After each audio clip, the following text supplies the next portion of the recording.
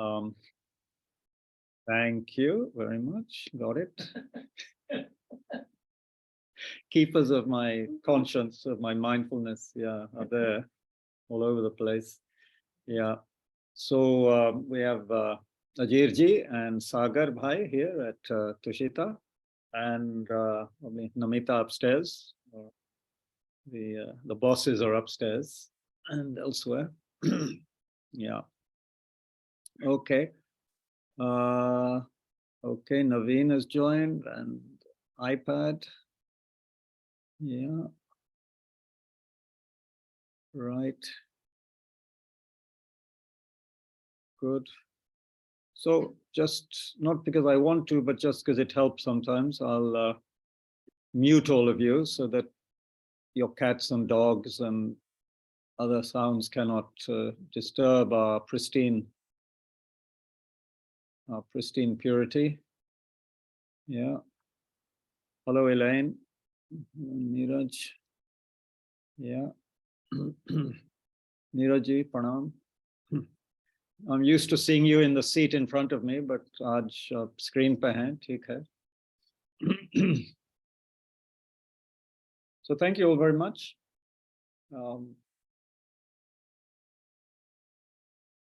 Yeah, when one sees the insanity going on in the world, or at least what the newspapers are reporting, which of course is not the whole story, it's just the news.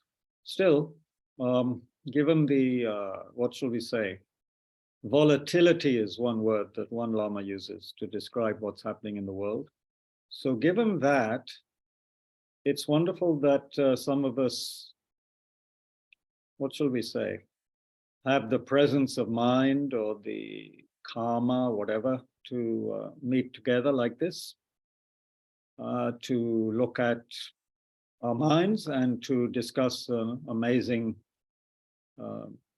text by one of the greatest Mahayana authors, Shantideva. So this is a cause for happiness, rejoicing. And it's also a cause for rejoicing because, you know, the subject matter of this text is one that has the power to banish all of our mental darkness, you know, because of habitual patterns, yeah, karmic residues and circumstances in our life.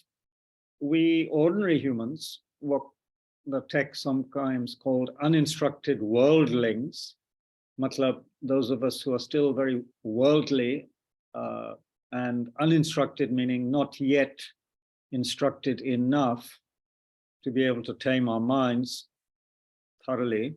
So for us, what's happening? We have a tsunami of different kind of emotions, don't we? We have fear, we have anxiety, we have lust, we have anger, resentment, bitterness, miserliness, and then we have a whole bunch of others like guilt. We have a sense of being totally depressed or in despair, some of us. So all of these mental factors which get us down and which are contributing to tremendous misery in the world, all of these can be banished by the understanding and application of the extraordinary subject matter of this text, which of course is great compassion, Bodhichitta.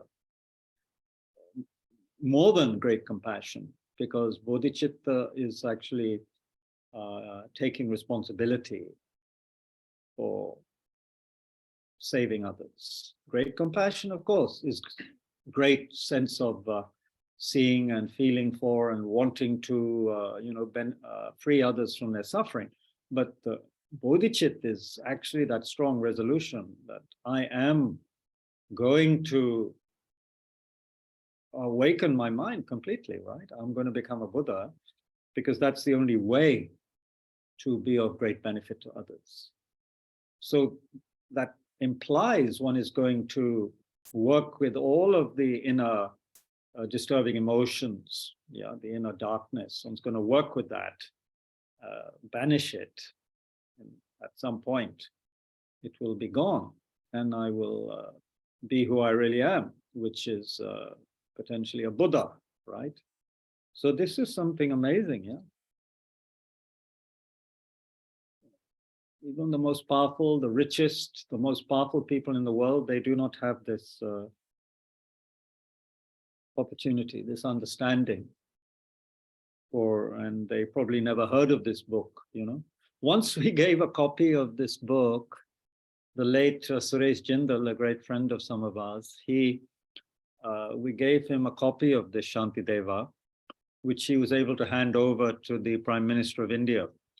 And he said that the Prime Minister was looking at it for several minutes with great interest. So hopefully that has planted a beneficial seed in the mind of our Prime Minister here, Mr. Modi. So one could only wish that more and more leaders get in touch with this text in some way to provide the karmic seed for them to study it and benefit from it in the future, and hasten their Buddhahood so that it can benefit.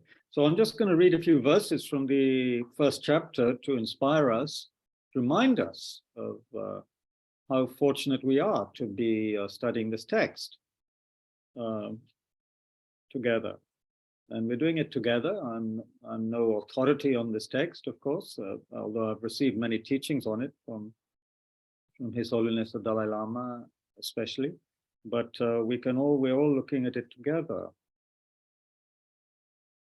Shantideva asks in the first chapter, do even fathers and mothers have this kind of benevolent intention, you know, as Bodhichitta? Do they have this? Do the gods have it? You know, do the great wise men of the past, wise people of the past have it? Does even Brahma have it? Brahma, the creator in the Hindu tradition, the creator of the universe, does he have it? You know? And Shantideva says this intention to benefit all beings, which doesn't arise in others, even for their own sake, is a really extraordinary jewel of the mind. It is extraordinary. Its birth is wonder, unprecedented wonder, you know, never happened before. Hasn't happened yet in our samsaric existence, really. Although technically, sometimes the teachers say we might have generated a kind of beginning bodhicitta in our previous lives, but then due to carelessness and other, you know, mental factors arising, we then lost it. We lost our bodhicitta, and we're back almost to square one, you know. How can I fathom the depths of the goodness of this jewel of the mind? The panacea that relieves the world of pain and is the source of all its joy. And then in a verse which one remembers again and again nowadays, really, because when one looks at oneself, even one looks at one's friends and the people, you know, around us, and we look at the society and so forth, then this verse 28 always comes to mind, where he says, although wishing to be free, although wishing to be free of misery, ordinary beings, run towards misery itself. It's like we want it, we run towards it. Although wishing to have happiness, like an enemy, they ignorantly destroy it. Or we might say we, you know, not to make it look as though it's only other people who do it. We do it. Like an enemy, we ignorantly destroy happiness. We create the causes for sorrow. Yeah. Why? Well, due to ignorance and habitual patterns. So he asks, or talking about bodhicitta, he says, where is there such a friend as this? What factor could we find that clears away confusion in the same way that Bodhichitta can? Where is there a comparable virtue? Where is there even such a friend? Where is there merit similar to this? Extraordinary. I mean, we do place, and of course it's wonderful. The Buddha himself says that the spiritual friendship especially is an incredibly important part of the path, of course. And even worldly friendships can be extremely beneficial for people temporarily. But, where is there such a friend as a well-tamed mind? And not only a well-tamed mind, but a mind that is suffused with this great kindness and compassion. Where could there be such a friend? There is no such friend available in the universe. Even the Buddha, even our gurus are really not such a friend, because the simple reason, Guru cannot hold our hand and go everywhere with us. But if we generate this state of mind, wow, then it's with us always. It's extraordinary. It goes with us unto the death time, and then motivates us to, impels us really towards a positive future. And it means in our future lives, we have this extraordinary ability to more easily let go of selfishness and develop altruism, and great compassion and bodhicitta.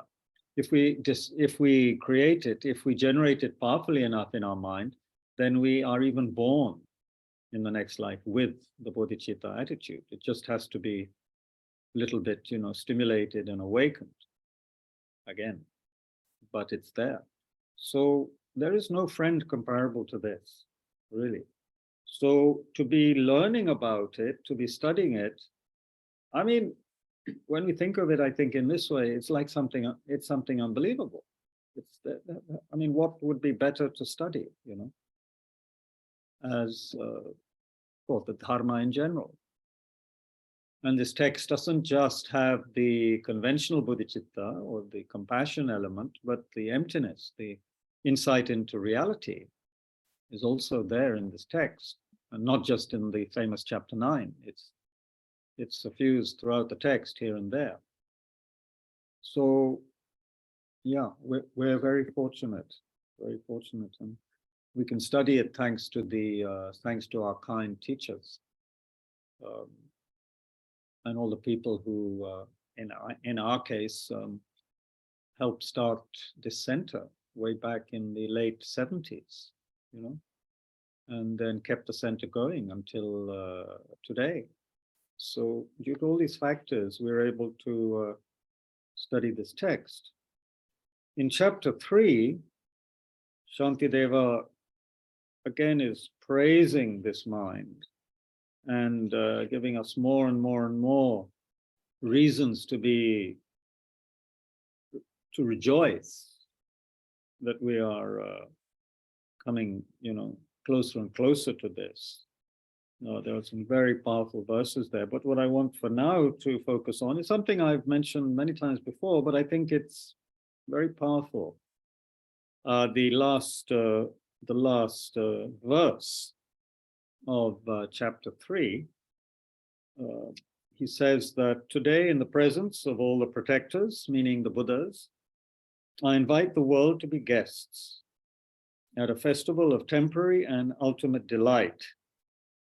May gods, demigods, and all be joyful.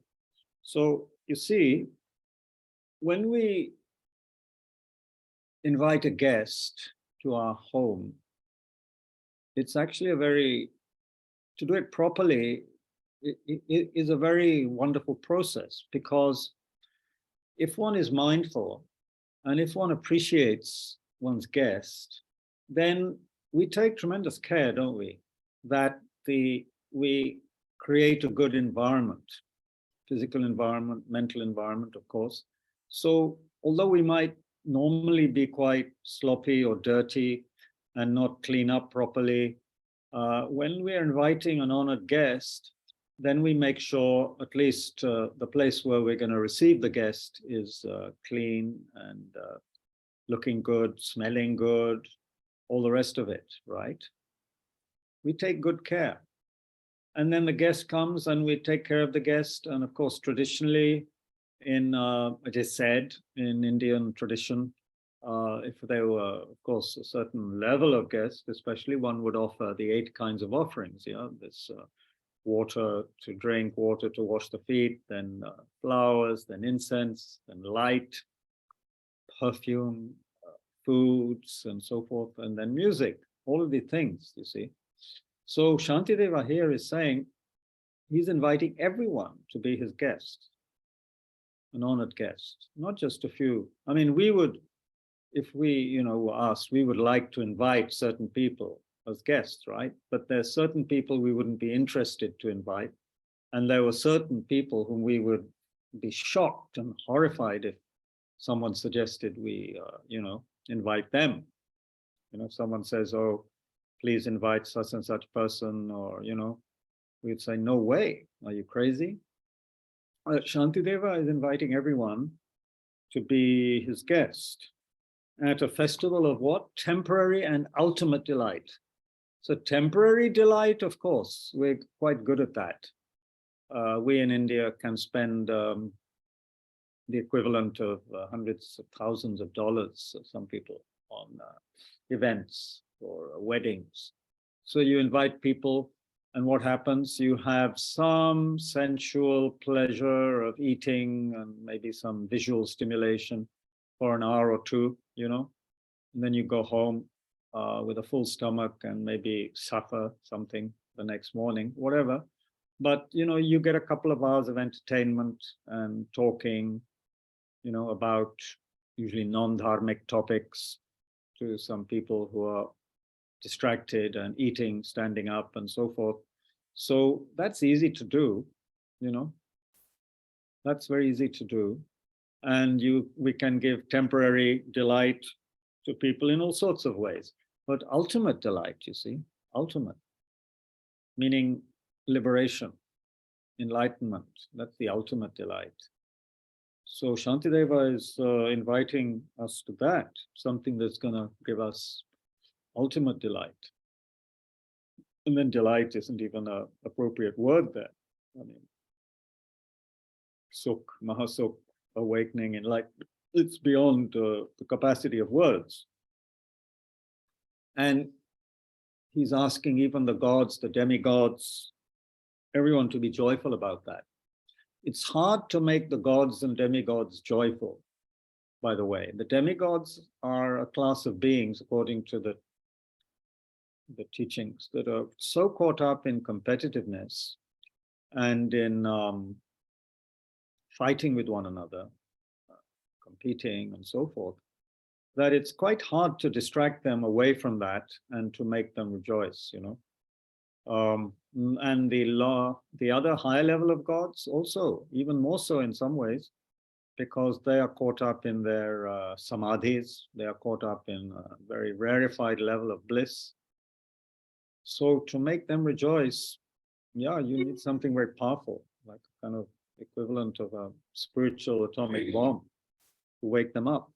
So Bodhichitta is like this. So it's an extraordinary state of mind, which Shantideva is inviting all of us to enjoy, the whole world. So if we think about it in this extended way, it's something quite moving, isn't it? Quite remarkable. Inviting everybody as your guest. You don't leave anybody out. Of course, literally, it doesn't mean, because you can't invite, I don't know, alligators and scorpions as guests to your house, but you can say, the Bodhisattva can pray that all of these beings can be benefited. I want to benefit all these beings in my coming lifetimes. I want to ensure that all of them attain Buddhahood. So that's going to require a lot of skill and patience and dedication, joyous effort, and of course, wisdom realizing reality, because otherwise one will get exhausted.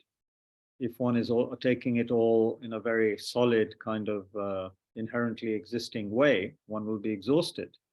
So one has to see all of it as a kind of a dreamlike process, yeah, kind of a joyful dreamlike process going on.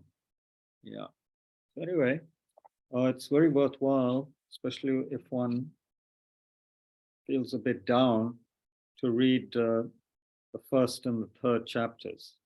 Second chapter, one is good to read if we're feeling a little too self-satisfied or haughty and very pleased with ourselves. Then we should read chapter 2, which after a very nice beginning, then hits us with the fact that we're going to die, and we may die without having purified our negativities. As he says, I may well perish before all my transgressions have been purified. The untrustworthy Lord of Death doesn't wait for things to be done or undone. Whether I'm sick or healthy, this fleeting lifespan is unstable. And leaving everything, I must depart alone. Through not having understood this, I've committed various kinds of wrongdoing in connection with friends and enemies. So this is what chapter 2 is telling us. So that we don't become too self-satisfied or pleased. We realize, as Shantideva says in verse 62 of that chapter 2, that we should be thinking like this: how can I be surely freed from unwholesomeness, the source of misery? Continuously, night and day, I should only consider this. And so basically he's asking us to purify, I humbly confess it all in the presence of the protectors, with folded hands, prostrating myself again and again, my mind terrified by the misery to come. And he uses the word terrified. I guess the Tibetan word does mean something like that. Terrified by the misery to come. Let's see, what's the word used by Pema Chodron's translation? Mindful of the suffering to come. Terrified by the misery to come, or mindful of this? Either way, one has to be mindful. If we really were to reflect on suffering, especially the way it's spoken about in the Lamrim tradition, stages of the path teachings, the hell realms, the hungry ghost realm, the animal realm, then it's disturbing, to say the least. Of course, we can see all of this in the human life to some extent. I think there are situations where you can observe animals and it's just awful what their life consists of. And we can see, of course, many times images of starving and undernourished people, kind of life they have to lead, their whole life, that means, not just part of their life, their whole life. We see that. People write about it. There's, photojournalists provide information on that, so many things.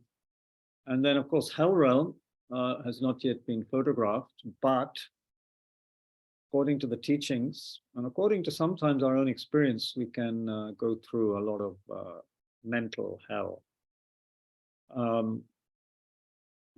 So if we actually think about the misery that is there and realize that it has a cause, it's not given, not God-given or Buddha-given, then we start thinking, wow, beings create these causes. They create these causes. Okay, so today I've forgotten about, this is a kind of extended motivation. We should do some quiet practice because many of us have had a busy, long day and we don't want too many words all the time. So let's engage in a practice which helps us create the foundation for proper investigation later. So we need, the moral conduct, we need concentration, we need samadhi.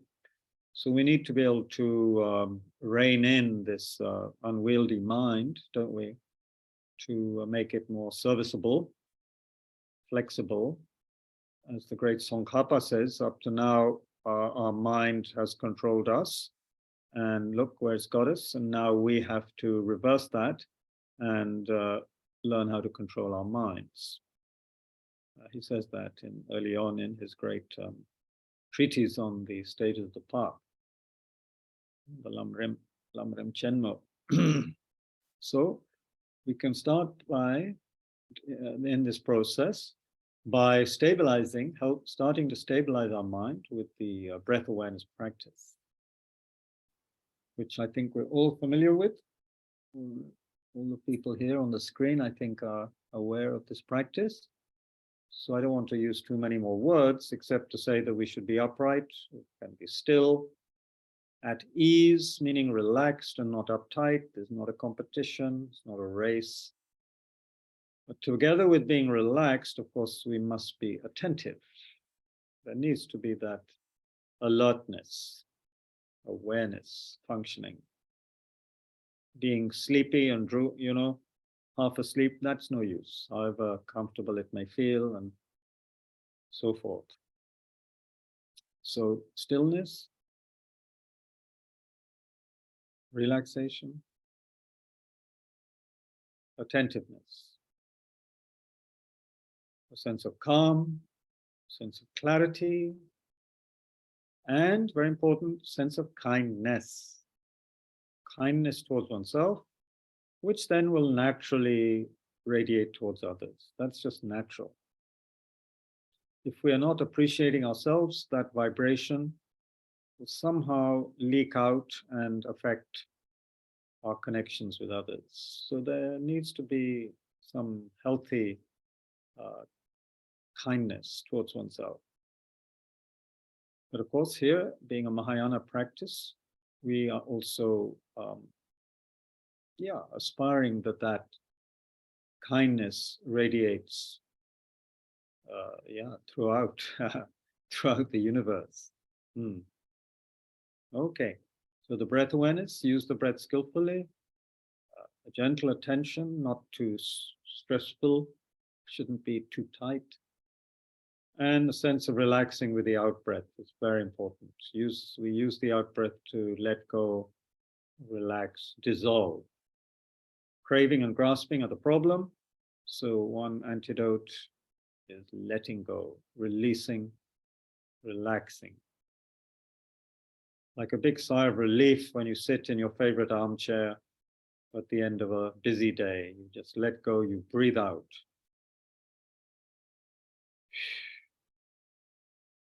So let's sit together quietly for 10 minutes.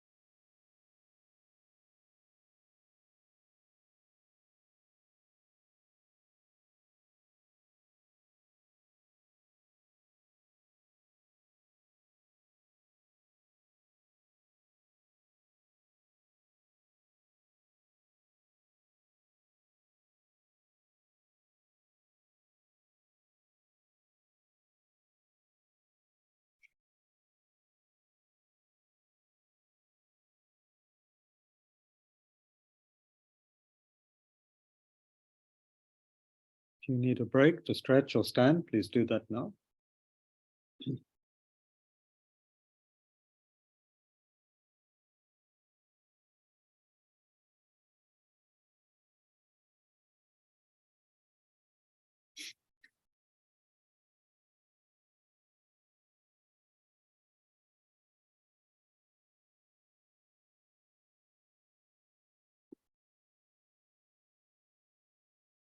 I'm going to use Pema Chodron's commentary for the time being, which is a good book to get if you feel inclined.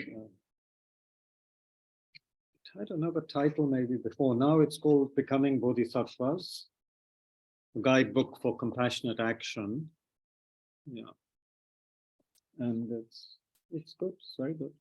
I think it was called No Time to Leave. Yes, it may have been. It was formerly called No Time to Lose. That's right. Yeah, previously published with the title No Time to Lose, a timely guide to the way of the Bodhisattvas. Bodhisattva. Now it's called Becoming Bodhisattvas, a guide for compassionate action. Living the way of the Bodhisattva in today's world. That's important. We're living in today's world, not the 8th century or anything else. Okay, so we're on verse 105. He's basically talking about how we need certain conditions for certain things to happen, and how, if we want to practice patience, then we have to have troublemakers in our life. There's no other way to really get to terms with patience. People making us happy all the time, we should banish them from our lives once in a while, because they're making us feel too good, you know? They're giving us too easy a time. So we should pray that we get some troublemakers coming our way. Easy to say. Maybe little troublemakers to start with, and little headaches, not big ones. Beggars who arrive at proper times are not an obstacle to generosity. We cannot say that those who give the vows are causing hindrances to ordination. It's a kind of humorous point he's making. When we want to practice patience, there's no way to do so without troublemakers. Again, Shantideva is using some humor to make his point. The beggars in this world are many. Attackers are comparatively few. For as I do no harm to others, those who do me injury are rare. What does the... yeah, there are indeed many beggars in the world, but scarce are those who inflict harm. If I haven't injured others, few beings will cause me harm. Matlab, if I'm engaging in the Bodhisattva path, I'm creating more and more causes for people to help me, actually, and be kind to me. So the people who are harming me are going to be rare. But the dilemma of the Bodhisattva is I need people who are harming me to increase my Bodhisattva practice. So this is the dilemma, Pema Chodron says. We would like to practice patience, but because we're such good people now, or becoming, you know, such kind people, fewer and fewer people are irritating us, you know. So those who do me injury, who are actually injuring me in some way, obviously giving greater harm, are harder and harder to find. And therefore opportunities to practice are rare. This is quite a point, isn't it? So he's basically saying, you're not going to get angry looking at ridiculous TV interviews with stupid leaders or something like that. That's not going to make you upset anymore. Your patience can already deal with that. But you need people, we need people now, if we're serious, who are really going to harm us quite a bit. He's not deliberately, you know, he's not kind of inviting physical harm, I think, but at least mental harm we need to receive from others, or what would be construed as mental harm by uninstructed worldlings. So, of course, the big one there is, as mentioned in the 8 verses on training the mind, you know, someone you have benefited for a long time, you know, maybe taken great trouble to help a particular person, and then what do? How do they repay you somehow? They harm you back instead of, you know, saying thank you or benefiting you, they harm you. Whereas you had helped them for, maybe a long time. So we need people like that, he seems to be saying. Those are the people who are really our patience guru. Yeah. So like a treasure found at home, enriching me without fatigue, all enemies are helpers in my Bodhisattva work. Therefore, they should be a joy to me. Wow. Wow. A joy to me. Amazing, huh? Sometimes one wonders, has Shantideva lost it? Is he on some kind of magic 8th century mushrooms? What's wrong with this guy? All enemies are helpers in my Bodhisattva work. He's really looking at the world in an upside down way. So who is insane? Shantideva or us? We have to check this out. Enemies are helpers in my Bodhisattva work. So Pema Chodron says, the next time you're provoked by somebody, pause. Of course, it's always good in such situations. Pause, take a few breaths, and say to yourself, like a treasure found at home, enriching me without fatigue, you, my dear troublemaker, are the means by which a confused person like me will attain enlightenment. Well, I think Lama Zoparinpoche has said concisely, I think we have it on the board here at Tushita, see everybody as somehow a cause of your enlightenment or something like that. See everybody you meet as a cause. Yeah, see everybody you meet as fulfilling your wishes, meaning the greatest wishes, of course, Buddhahood. So everyone is helping us with that. Of course, even people who are kind to us, they're also helping us because we can rejoice at their kindness. And kindness does help after all.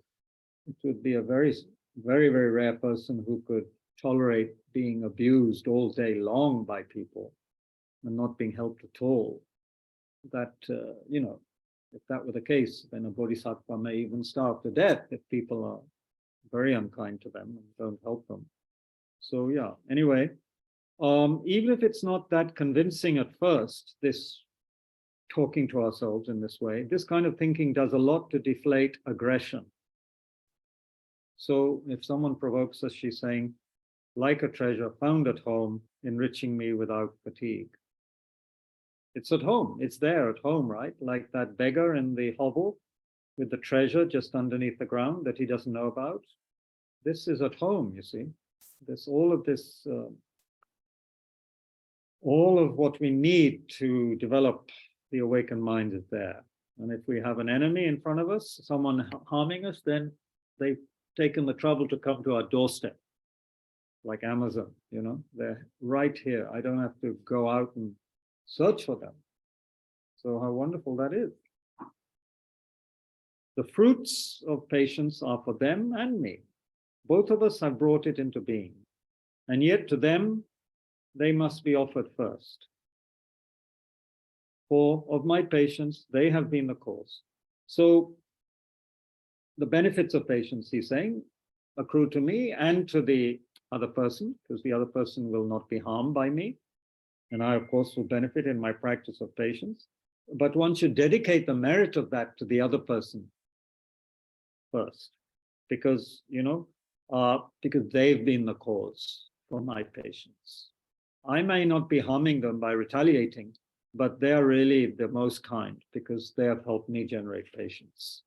What I've done actually is just provoke their anger somehow, but they have helped me to generate patience. So they are really most kind. So I should offer the fruits to them. So both of you bring this benefit into being, you by being less reactive, the angry person by giving you the opportunity. So the fruits of patience are gathered by both of you. The merit, however, should be offered first to the one who provokes you. because that person is the cause of your patience. You gratefully wish that person good fortune. We might wonder if our practice of patience can actually save someone from their own karmic consequences. If not reinforcing their aggression helps them to pause and calm down, then the answer is definitely yes. We can help someone escape from anger. On the other hand, if he keeps getting worked up, the answer is no, our patience doesn't help him at all. But even then, we can say to ourselves, may this connection between us, as unpleasant as it is right now, be the cause of our attaining enlightenment together. In this way, he will benefit in either case, and so, of course, will we.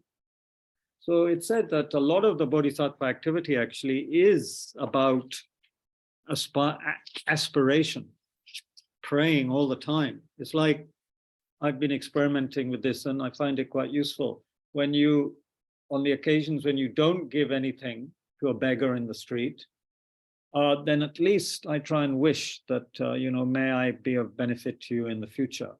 May something, may this connection we've made by looking at each other and you asking me for something, and even me not giving it to you, may it be the cause for a beneficial connection so that in the future I can give you something and give you something even more beneficial, meaning, dharma or something like that. So all of us can make little prayers like this. It doesn't cost us anything, but it prevents us creating some negative thought in the mind. Like, oh, why are they begging? Why are they here every day? One feels, why are they sitting outside this shop, like Evergreen or some shop? Well, of course they're going to sit in those places because a lot of people go there and people who have money go there, right? So why shouldn't they sit there? They're just being skillful. But of course, one uses that because of one's selfishness as a means to get annoyed with them. Yahan kyun baithe hain, baar-baar humko tang kar rahe hain. Why can't I enjoy my meal and the afterglow of my sweets without having to, come face to face with someone who is worse off than me? One resents it, potentially. But one should try to engage in some other kind of thinking, is what is being said. And that makes a lot of sense, I think.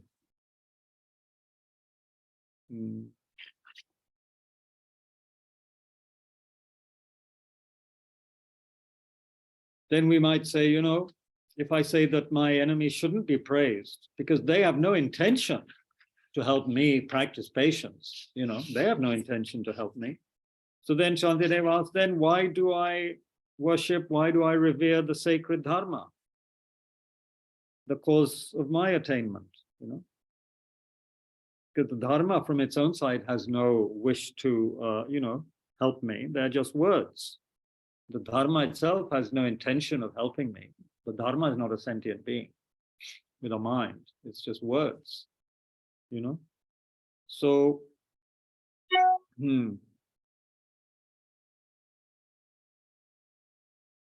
to determine what's worthy of your gratitude, we must look to the final result.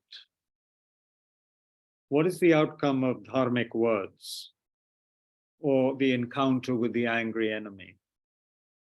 If it's patience, then we can be grateful to both of them, enemy as well as to the dharma. Instead of saying my boss didn't intend to make me patient, so he doesn't deserve my praise, we can say he didn't intend this, but I became more patient anyway. Therefore, I'm grateful. Perfect logic, actually. It's only our emotional, angry mind which doesn't accept this kind of logic or doesn't even want to listen to it. This is my opinion. We can debate that.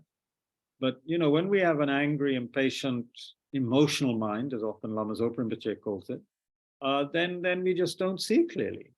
We just refuse to accept any other kind of logic, except the warped, twisted logic of our emotional mind. And we're so angry with the boss that we refuse to see how he is actually potentially the cause of my practice of patience. We don't accept it because of this emotional mind. We're caught up in the resentment, the anger, maybe the repeated annoyances. This enemy, this is now the argument of the person who is disagreeing with Shantideva. This enemy conspired to harm me, I protest. Therefore, he shouldn't receive any honors. But had he worked to help me like a doctor, how could I have brought forth patience? Yeah, of course, you need someone who's harming you, not someone who's helping you for patience. Ziga Control Rinpoche is one other great teacher, uses the expression, the illogical logic of self-importance. The illogical logic of self-importance, or the illogical logic of the emotional mind. Shantideva's reasoning may sometimes be hard to accept, but does our usual logic of retaliation and spite make more sense? That's our usual response. Does it help? You could ask the people of Ukraine, the ones who are living in shelters or whose houses have been bombed, whose friends and relations have been killed, or the Russian soldiers who don't want to be there and are having to fight anyway and kill and be killed and all the rest of it. Does our usual logic of retaliation make more sense than patience? So we may protest cultivating patience towards those with malicious intentions. We may protest that. But Shantideva is responding with this clever analogy. When a doctor helps us, it may be painful, but we don't get angry because we know the pain will benefit us in the end. Couldn't we take the same attitude towards the pain caused by troublemakers? They too benefit us by giving us the opportunity to practice patience. If they had intentionally set out to help us like a doctor, we wouldn't have this chance to heal our anger. Because of those, and Shantideva kind of summarizes it now, because of those people whose minds are full of anger, I generate patience in myself. They are thus the cause of patience. They are fit for veneration, for worship, just like the Dharma itself. Amazing. So if you've ever wondered about the Mahayana teaching or Mahayana slogan of be grateful to everyone, then these lines are an excellent commentary. Verse 111, you can quote to people who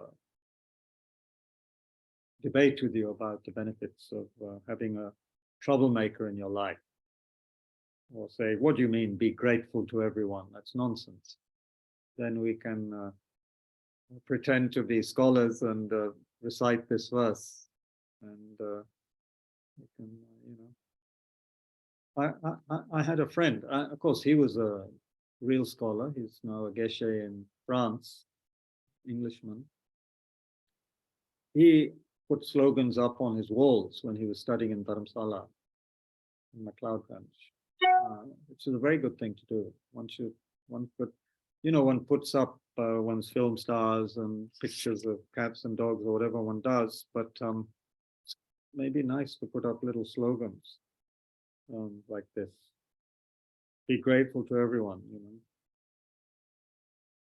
Or on the toilet, let go, something like that. Let go. Let go of anger. Anger is kaka. Yeah. So, yeah. This is a very good verse, 112. The worlds of beings are a Buddha field. Thus the mighty Lord has taught. For many who have sought the happiness of others have gone beyond, attaining to perfection. So it's like a field. A farmer sows crops in the fields, gets the benefit of the harvest, right? So we sow the seeds. We have beings who give us the chance to practice patience. We aim for their happiness and so forth. So we attain to perfection because of that. Yeah, we attain perfection due to that. That was verse 112. Therefore, the Mighty One has said, this is Bachelor's translation, the field of sentient beings is similar to a Buddha field. For many who have pleased them have thereby reached perfection. Meaning, we think, as Buddhists or whoever, we think that praying to Buddha, making offerings to Buddha is the main thing, but that's not the main thing. The main thing is to benefit sentient beings. It's through that we reach perfection. Of course, there's great karmic benefits tremendous karmic benefits, it is said, in making offerings properly to Buddha images and so forth, due to the power of the object. But that's not the only field of merit. The field of sentient beings is very important. So through that way, we reach perfection. So then in the next word, he says, a Buddha's qualities. How do we get a Buddha's qualities? How do we become a Buddha? We become a Buddha in dependence upon sentient beings and the Buddhas alike. So why do I not respect them? In other words, beings, in the same way as I respect the Buddhas. Why do I not respect sentient beings? Yeah. Are you okay, Arunaji? Are you okay? Oh, you're coming here and you are bestowing your blessings. I hope it's not. Do you have fever? Yeah, you look. Why did you come all this way with a cough? Wanted to listen to Shantideva. Very good. Very good. Yeah, you see how much patience. Arunaji is over 80 years old and she comes all the way to Tushita to listen to us. This is amazing. Amazing patience. Yep. So, thus the state of Buddhahood depends on beings and the Buddhas equally. So then by what tradition is it then that Buddhas, but not beings, are revered? Yeah. We look down on beings and we exalt the Buddhas. That's lopsided. That's not the Dharma way. So he's saying sentient beings like us are worthy of veneration as much as fully awakened Buddhas. When we hold sentient beings as the object of our practice, be it the practice of patience, compassion, generosity, or loving kindness, they become the cause of our enlightenment, equal in value to the Buddhas. Yeah, we can stop there and have discussion. Let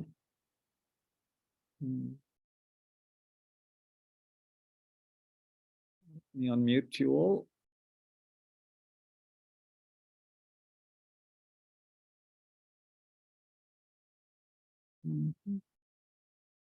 Yep. Okay, so what do you think?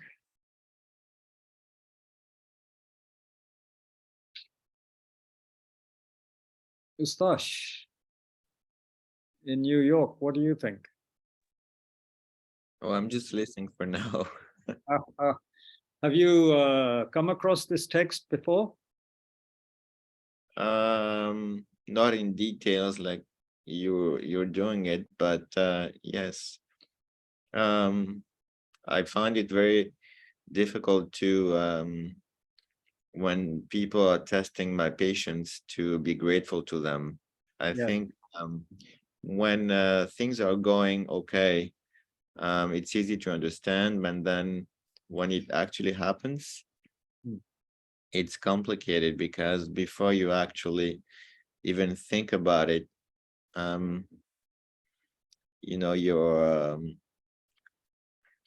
yourself is coming out, and then it's you have to anticipate and be also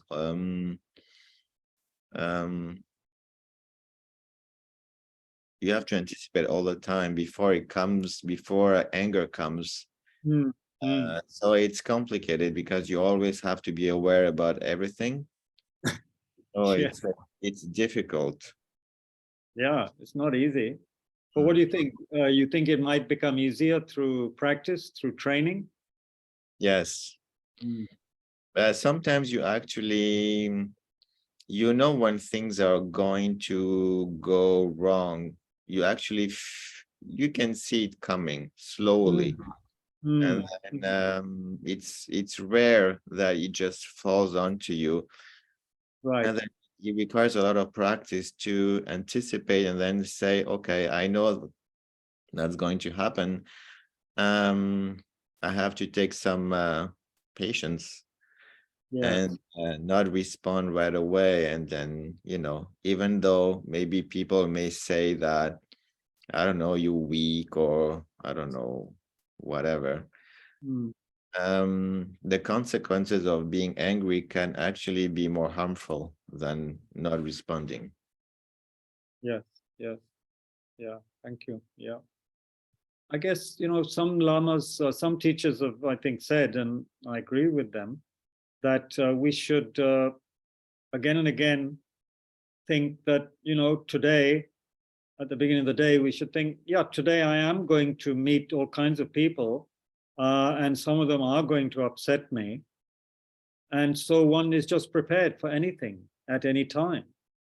And we're prepared also because even a small understanding of the teachings is showing us that people's minds are dominated by unwholesome states of mind, right? We are dominated by the disturbing emotions. So people are going to, we can count on it that some people, if we're interacting with people that day, someone somewhere is in some way going to, you know, make us at least annoyed with their behavior, whether it's somebody on the road, on traffic, or, you know, whatever. It's very likely someone will annoy us. Or they will be the cause of our annoyance or even anger, potentially. So therefore, we are prepared a little bit, I suppose, like commandos and soldiers trained. We're trained, they are trained to be ready in all kinds of situations, right? For very drastic situations in their case. So they're just trained. So if we're trained, and if someone suddenly gets upset with you, say if you nudge them by mistake in the metro or the subway or whatever, and they suddenly explode, well, yeah, okay. You understand because you already realize that people are unhappy, they're sad, they have all kinds of problems due to disturbing emotions, karma. So then somehow it isn't like a big shock. You know what I mean? It's like, okay. In fact, what will be more surprising to you sometimes is then that people are being nice to you, you know? Somebody smiles at you in the subway. You say, wow, you know, wow. That's something. That happened once to me in the London Underground. It was an amazing experience. It really was like the sun coming out on a cloudy day. This lady was coming down the escalator, no idea which station it was, somewhere central London, and gave me a big smile. And I think I smiled back, but I was kind of shocked, you know. Why would she want to smile, you know? Maybe she was a Shantideva person. Anyway, yeah, so we should expect people to behave strangely, at least, strangely. Yeah, kind of euphemism, but yeah, because oneself behaves strangely sometimes, I'm sure. It's just one doesn't notice it so much. Yeah. What do you think, Elaine?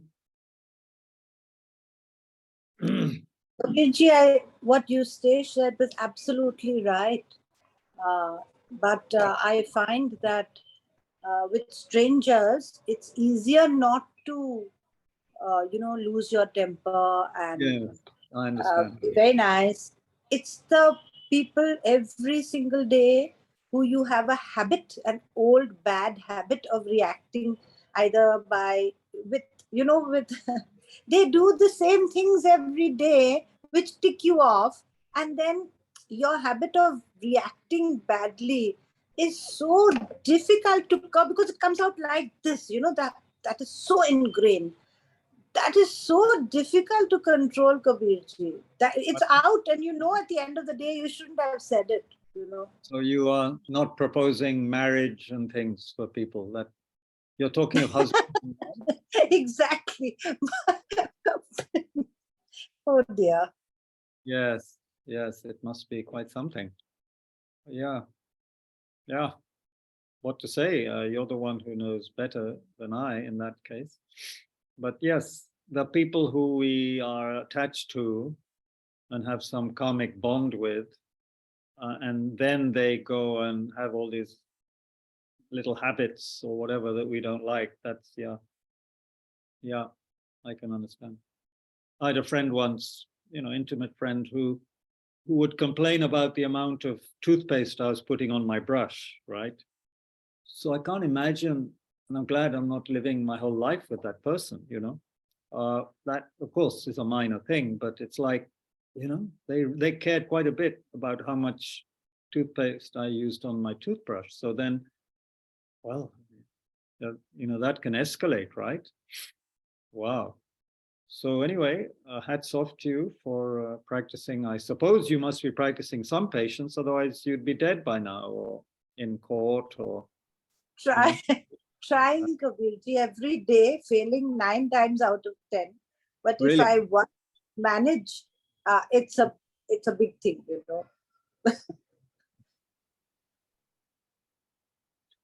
What do you think, folks, here at Tushita? Aruna ji, how are you? Do you have to practice patience with anybody at home? And are you able to, or do you lose it sometimes and get very angry? You have a cook, you have a dog, you have a driver. You don't get annoyed with them?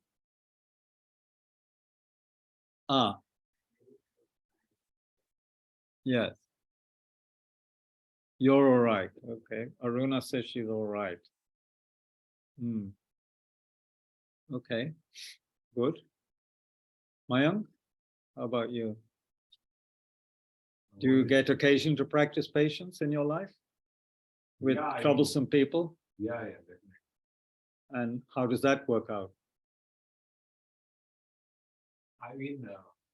Tell the truth.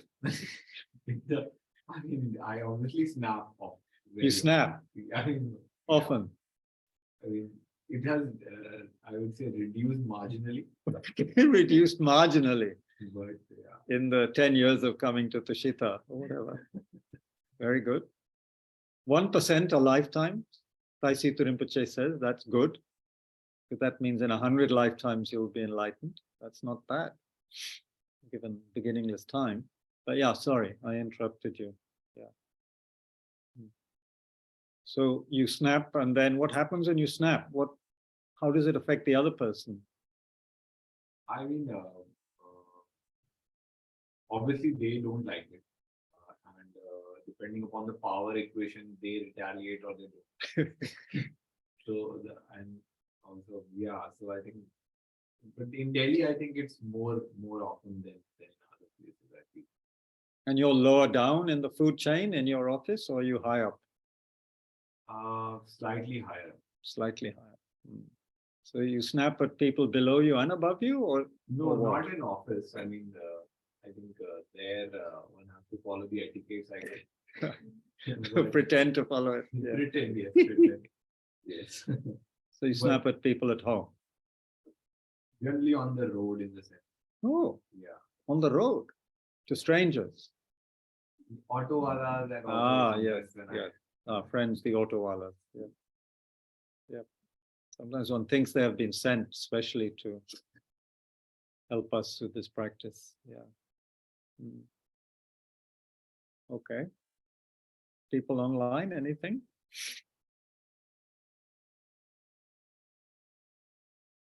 Naveenji, any practice of patience in your life? Don't have to give details. Yeah. So I can see you in two places. Why is that? Or is that another Naveen? And I can't hear you. Yeah. I'm having issues with my Okay. audio somehow. Just give me a second. You were loud and clear just now.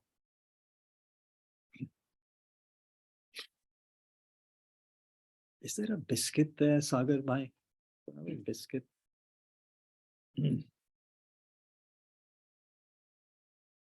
I can't hear you now.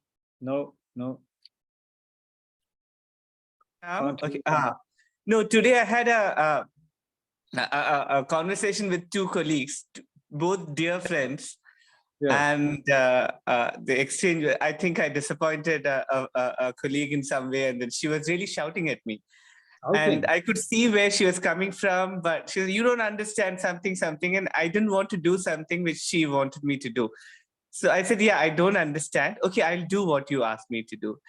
And the moment I said it, suddenly she just stopped being angry and she didn't know what to do. She just didn't know what to do with me. And said, but you don't want to do this. I said, I don't, but since you're asking me to, I'll do it. And then she started laughing. She didn't know what to do with me after that. So I don't think I've done this before. And I felt very curious about the whole exchange where when you start practicing patience, people around you start being patient with you, I think. Yeah. They don't. You threw a googly kind of thing. Yeah, hard to respond to. So after that, she didn't say anything or shout at you at all. She cooled down. Yeah. I think the fault was partly mine, so she just forgave me, I think. Right. Well, you were the object of her anger, so in that sense, you were the cause, but unintentionally, of course. You know. Yeah. Okay. Thank you. So we have Naveen, Vishad, Nivita, Apurva. Anything? I'm just trying to count the number of things that sometimes end up becoming a cause for me to practice patience. But yeah, I completely relate to this, that, I think family members, in my case at least, are the ones who bear the brunt of it the most. The brunt of your annoyance. Yeah, I mean, of annoyance at least, if not anger. But yeah, like these small habits, like Elaine said, that just tick us off. And I mean, it happens like a cyclical kind of pattern almost. And it's just very hard to get out of that pattern. And yeah, I mean, I have to face it most with my mother, I think, because it's just one of those things that end up in loops of conversation. Luckily, I mean, definitely it's very effective practicing patience in that point of view, because once you do react differently, like Naveen said, it just it dissolves like you wouldn't expect. And then the other person also changes their pattern. It's a very subtle process, I think, of trying to get out of that pattern. And once that once either side initiates it, it just, you can really feel the change on both sides. So definitely really, really effective. Good. Do you feel it's necessary, like the Bodhisattva literature often says, to leave your homeland, leave your home, where the unwholesome emotions are, running riot? Like in the 37 practices, there's an important verse which mentions the Bodhisattva should seek solitude away from the homeland, which is the cause of so many negative emotions. What do you think? Yeah, I think especially in some cases when, negative emotions are really, on another degree, definitely, I think really helpful to just get that solitude and to center oneself, and I feel like not in a way that should be taken as an escapist route, but to just get some time off. I think even from a very non-dharmic secular point of view of people just, taking some time to cool off, basically. I think just that very colloquial wisdom also kind of makes sense in that manner of just cooling off and then reconvening and then looking at things from a different perspective and having that time and luxury of time in some cases to be able to do that. But yeah, absolutely. I think retreats have personally helped me a lot in that sense. And now I feel I don't get, angry as much or, need to practice such in such a dire straits kind of manner, but just in smaller, more, more aware, more mindful means. But yeah, I've totally been through that situation of, really needing complete time out from everything. Not just at home, but like in general with work, with, a lot of things going on in life, in cities. And, as we were all talking about how chaotic Delhi can be. So that really helps to just take some time out, definitely. Yeah. Thank you.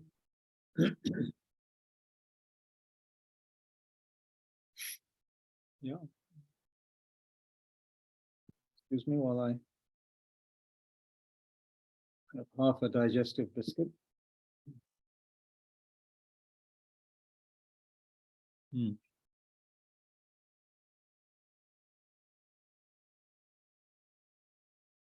Anybody like to? Kabirji, I completely enjoy Shantideva's irrefutable logic. I mean, he can argue about, he can put that to to his point of view in so many different ways. It's so amazing. Yeah. I absolutely, and the following verses, I remember, putting lines next to them some time back, and yet when I read them again, they are so inspirational. Right. Because now I am convinced my biggest gurus are at home. No, nobody else. No, I mean, every time this kind of way of looking at people as your gurus makes so much sense, and it really spurs you on for your practice. The more difficult, the bigger the guru. They are the only ones who are going to teach you. Like Geshe-la says, if you want to become Muhammad Ali, a boxer, and your mother's coaching you, you're not going to get anywhere. You need a tough opponent to get up to that level. Really. So I think he really makes sense here. It's wonderful. And you're saying you have more than one guru at home? Lots of gurus, lots in every walk of life. But yes, my biggest ones are at home. Well, there you go. A treasure right there. Very good. Thank you. So it's almost 8 o'clock. We still have a couple of minutes. If you want to share anything. Before I forget, tomorrow, it seems Glenn, who gave this wonderful talk here yesterday at Tushita, has a one-day session on shamatha in Kathmandu, which you can join on Zoom. So that has been posted on the WhatsApp group, so you can avail of that if you have any time tomorrow. If your boss doesn't catch you doing shamatha in the office or online, I hope some of you can do some shamatha. I'll certainly try and join in part of it. Very much needed. Yeah. Thank you, Kabirji, for yesterday's talk. It was wonderful. Thank you very much. Thanks, Tushita. Yeah, everybody. Yeah, I thought it was particularly clear. One is his clarity, then his way of delivery. He has this, he speaks loudly enough for everyone to hear. That's a great thing. So many people just whisper to themselves. He, like a good actor, he also propels his voice. And yeah, it was so clear. I'm not saying I understood all of it at more than a superficial level, but so clear. So we're going to probably try to transcribe that and publish it, actually. I think that would benefit a lot of people. Yeah, we'll speak to Glenn also and see. He has to agree. And yeah, that could be very useful. Sorry, there's some things in the chat I haven't seen. Oh yeah, and on Saturday, thank you, Nivita. On Saturday, meaning day after tomorrow, there's Venerable Geshe Losang Samten talking on what is happiness. What are the causes and conditions that make a happy and content being, person. So yeah, that also has been sent, the link for that. Oh, details will be shared tomorrow on WhatsApp. Okay, very good. So you see, it's only an in-person thing, right? That's what Nivita's written. Is it? Yeah? Nivita, is it only in person?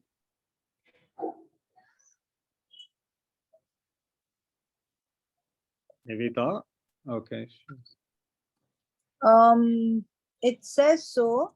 What is make up happy and content being 5:30 to 7:30 only in person at Tushita. Oh well, there you go. You can get a flight tomorrow morning. And Ustash can fly in from New York. Yeah, why not? No, I'm joking. Yeah, that's unusual that we don't have it online, but kya kare? It's we can be old-fashioned sometimes. No,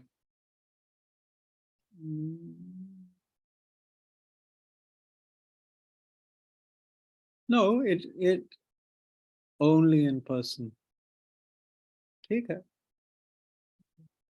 Anyway, you can rejoice then, those who are not here. Yeah. Okay, so we can dedicate now. Thank you all very, very much. So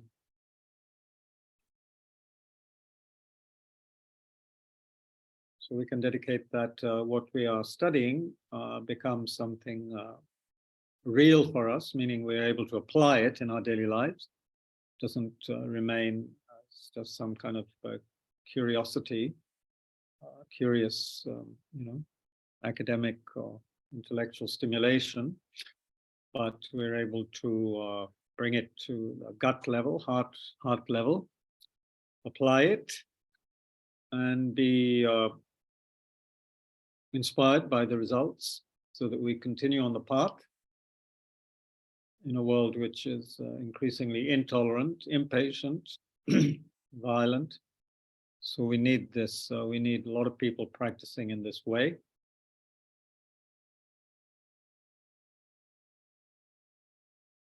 We should dedicate that we're also able to impart some of these teachings to the younger generation, meaning this school age generation of children, so that they can also grow up being able to practice patience and other qualities that will help create a better world. And we dedicate for Deepthi, who passed away. We dedicate for Mirza Yassin Beg, the Midland bookstores, and especially for our dear friend of many years, Dharma, Suresh Jindalji, who passed away on the 24th. And his friends and relatives to, yeah. It's like a kindness often, our good friends die and they remind us of impermanence and death. Because, especially when you go to their homes, and you're kind of interacting with them, and it's like they're so much part of your your life, your existence in that sense. And then one day you find out they're not there anymore. They're gone, disappeared. Someone who is shoved unceremoniously into an electric, crematorium oven. It's like, wake up call. So anyway, may they have good rebirths and meet the Dharma. May all of us never be separated from authentic teachers and the Dharma, life to life. And may we, may we always be inspired to practice. May all the teachers have long and healthy lives, all their Dharma wishes to be fulfilled.